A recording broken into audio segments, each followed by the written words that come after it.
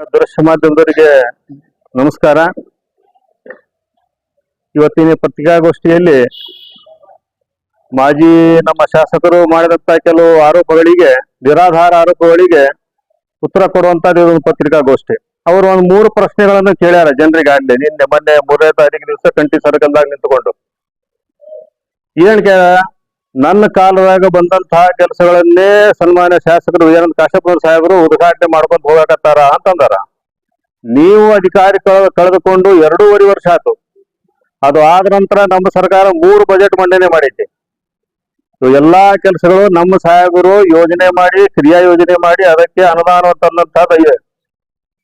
ಒಂದು ವೇಳೆ ನೀವೇ ತಂದಂತ ಕೆಲಸ ಇದ್ದಪ್ಪ ಅಂತಂದ್ರೆ ಕೊಡ್ರಿ, ನಮ್ಮ ಮಾಧ್ಯಮದವ್ರು ಕೊಡ್ರಿ, ಅದಕ್ಕೆ ನಾವು ಏನು ಉತ್ತರ ಕೊಡ್ತೀವಿ. ನಿಮ್ ಕೆಲಸ ನಾವು ಮಾಡಕತ್ತೀವಿ ಅಂತ ಆರೋಪ ಮಾಡ್ತೀರಲ್ಲ, ಪುರಾವೆ ಕೊಡ್ರಿ ಅದಕ್ಕೆ. ಪುರಾವೆ ಕೊಡ್ಲಾರ್ದ ನಿರಾಧಾರ ಆರೋಪ ಮಾಡಿ ಜನರಿಗೆ ದಿಕ್ ತಪ್ಸ ಕೆಲಸ ಮಾಡ್ಬೇಡ್ರಿ. ಜನರು ದಿಕ್ ತಪ್ಸಾಗಿಲ್ಲ. ಬಿಜೆಪಿ ಪಕ್ಷ ಒಟ್ಟಾರೆಯಾಗಿ ಇವತ್ತು ಹತಾಶೆಯಾಗಿದೆ. ಯಾಕೆಪ್ಪ ಅಂತಂತಂದ್ರ ನಮ್ ಸಿದ್ದರಾಮಯ್ಯ ಸರ್ಕಾರ, ಡಿ ಕೆ ಶಿವಕುಮಾರ್ ಅವರು, ನಮ್ಮ ಕಾಂಗ್ರೆಸ್ ಪಕ್ಷದ ಸರ್ಕಾರ, ನಮ್ಮ ಶಾಸಕರು 5 ಗ್ಯಾರಂಟಿಯನ್ನು ಕೊಟ್ಟಾರಲ್ಲ, ಇಡೀ ತಾಲೂಕಿನ ತುಂಬಾ ಹೆಚ್ಚು ಕಡಿಮೆ 1 ಲಕ್ಷ ಜನರಿಗೆ ಅದು ಮುಟ್ಟಿದೆ. ಅದು ಶಕ್ತಿ ಯೋಜನೆ ಆಗ್ಲಿ, ಅನ್ನಭಾಗ್ಯ ಆಗ್ಲಿ, ಗೃಹಲಕ್ಷ್ಮಿ ಆಗ್ಲಿ, ಗೃಹ ಜ್ಯೋತಿ ಆಗ್ಲಿ, ಯುವ ನಿಧಿ ಆಗ್ಲಿ, ಇದಕ್ಕೆ ಅವ್ರಿಗೆ ಕಡೆ ಉತ್ತರನ ಇಲ್ಲ. ಇವು ಯೋಜನೆಗಳಿಗೆ ಅದನ್ನ ಬಿಟ್ಟ ಮಾತಾಡ್ತಾರ. ಇನ್ನು ಅಭಿವೃದ್ಧಿ ಕಡೆ ಬರೋಣ. ಅವರು ಯಾಕೆ ಹತಾಶೆಯಾಗ ಹೇಳಕತ್ತಾರಪ್ಪ ಅಂತಂದ್ರ, ಈ ತಾಲೂಕಿನಾಗ ದಿನಂಪ್ರತಿ ನಾವು ಗುದ್ಲಿ ಪೂಜೆ, ಭೂಮಿ ಪೂಜೆ, ಉದ್ಘಾಟನೆ ನೋಡಕತ್ತಾರ. ಅದನ್ನು ನೋಡಿ ಅವ್ರಿಗೆ ಹತಾಶರಾಗಿ ಏನಾರ ಒಂದು ಆರೋಪ ಘೋಷಿಸಬೇಕಲ್ಲ. ಸುಳ್ಳಿಗೆ ಮತ್ತೆ ಅಪೋಸಿಷನ್ ದಾಗ ಅಂದ್ರೆ ಏನಾರು ಹೇಳ್ಬೇಕು. ಆದ್ರೂ ಸಹಿತ ಒಂದು ನ್ಯಾಷನಲ್ ಪಾರ್ಟಿ ಅವರು ಕೂಡ ಆಗಿ ಒಂದು ಆರೋಪ ಮಾಡ್ಬೇಕಪ್ಪ ಅಂತಂದ್ರೆ ದೊಡ್ಡ ಸ್ಥಾನದಾಗ ನಿಂತುಕೊಂಡು ಏನಾರು ಇಟ್ಕೊಂಡು ಮಾಡ್ಬೇಕು. ನೀವು ಕೂಡ ಅವ್ರಿಗೆ ಪ್ರಶ್ನೆ ಕೇಳ್ಬೇಕು. ಹೌದು, ಆರೋಪ ಮಾಡಾಕತ್ತಿರಲ್ಲ, ನಿಮ್ ಕಡೆ ಏನ್ ಪುರಾವೆ ಐತೆ ಕೊಡ್ರಿ ನಮ್ಗ ಅಂತೇಳಿ. ಆ ಆರೋಪದ ಬಗ್ಗೆ ನೀವು ಕೂಡ ವಿಶ್ಲೇಷಣೆ ಮಾಡಬೇಕು. ಪತ್ರಿಕಾ ರಂಗದ ಅದು ಒಂದು ಇದು ವಿಶ್ಲೇಷಣೆ. ತಾವು ಸುದ್ದಿ ಯಾವುದೇ ಬಂದ್ರೆ ಅದರ ಸತ್ಯಾಸತ್ಯದ ಬಗ್ಗೆ ತಾವು ಹೇಳಿ ಇದು ಉತ್ತರ ತಗೋಬೇಕು ಅವ್ರ ಕಡೆ. 3ನೇದಾಗಿ ಡಾಕ್ಟರ್ ಬಾಬಾ ಸಾಹೇಬ್ ಅಂಬೇಡ್ಕರ್ ವಸತಿ ನಿಗಮ ಅಷ್ಟು ದೂರ ಯಾಕೆ ಹಾಕ್ಯಾರ ಅಂದ್ರೆ ನನ್ನ ವಿವೇಚನೆ ಹೇಳುತ್ತೆ. ಬಿಜೆಪಿಯವರ ಮನಸ್ಥಿತಿ ಯಾವತ್ತು ಪರಿಶಿಷ್ಟ ಜಾತಿ ಪಂಗಡದವರನ್ನು ಊರು ಬಿಟ್ಟು ಹೊರಗಿಡದ ಇವ್ರದೊಂದು ಮನಸ್ಥಿತಿ ಐತಿ.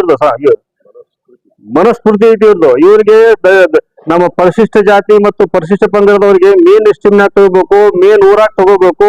ಅವರು ಕೂಡ ನಮ್ಮ ಅಕ್ಕಪಕ್ಕದಲ್ಲಿ ವಾಸ ಮಾಡ್ಬೇಕನ್ನ ಇವ್ರಿಗಿಲ್ಲ. ಇವ್ ತಿಳ್ಕೋರಿ, ಅದು ಲೇಔಟಿದು ಬೆಳೆದು ಅದು ಇರ್ಲಿ. ಇವರ ಮನಸ್ಥಿತಿ ಹೆಂಗೈತಪ್ಪ ಅಂದ್ರೆ ಮತ್ತೊಮ್ಮೆ ಪರಿಶಿಷ್ಟ ಜಾತಿ ಮತ್ತು ಪರಿಶಿಷ್ಟ ಪಂಗಡದ ಜನರನ್ನು ಆದಷ್ಟು ಊರ್ಲಿಂದ ಹೊರಗಿಡ್ಬೇಕು. ಆ ಒಂದು ಕಾರಣಲಿದ್ದ ಅವರು ಅಷ್ಟು ದೂರ ಮಾಡ್ಯಾರ. ನೀವು ಹೋಗಿ ನೋಡ್ರಿ ಏನಿದೆಪ್ಪ ಅಲ್ಲಿ. ಸಣ್ಣ ಹುಡ್ರು ವಿದ್ಯಾರ್ಥಿನಿಯರಲ್ಲಿ ಇರ್ಬೇಕಲ್ಲಿ. ಅವ್ರಿಗೇನ್ ಸೆಕ್ಯೂರಿಟಿ ಬೇಕಾ? ಹೋಗಾಕ್ ಬರಾಕ್, ಕಾಲೇಜಿಗೆ ಹೋಗಾಕ್ ಬರಾಕ್ ಇದು ಬೇಕು, ಎಲ್ಲ ಬೇಕು ಅವ್ರಿಗೆ.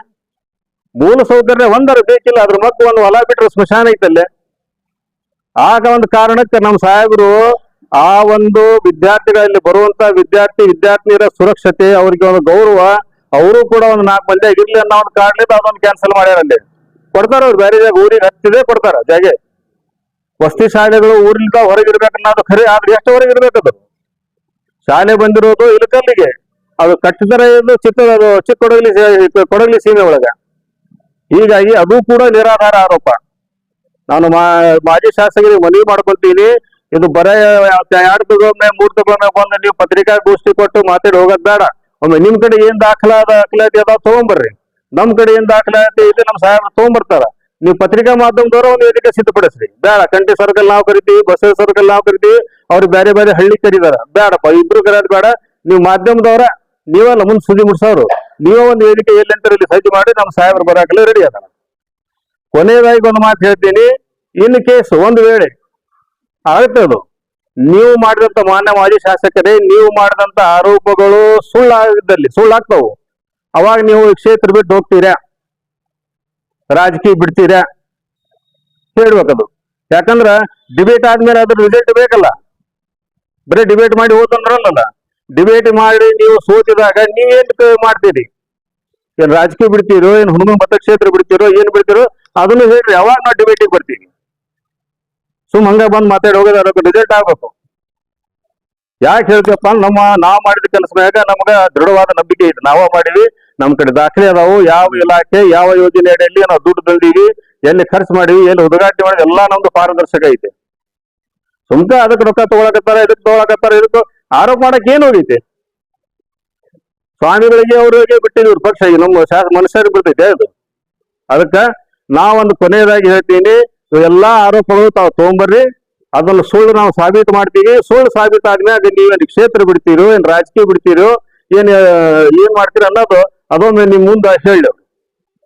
ಅವ್ರು ಏನ್ ಆರೋಪ ಮಾಡ್ಯಾರ ನೀವು ಪತ್ರಿಕಾದವ್ರಿಗೆ ನಾವು ಮನವಿ ಮಾಡಬಂತೀನಿ, ಅದ್ರ ಪರವಾಗಿ ನೀವು ತಗೊಂಬರ್ರಿ, ನೀವೇ ವೇದಿಕೆ ಸಜ್ಜು ಮಾಡಿಬಿಡ್ರಿ. ನಮಸ್ಕಾರ.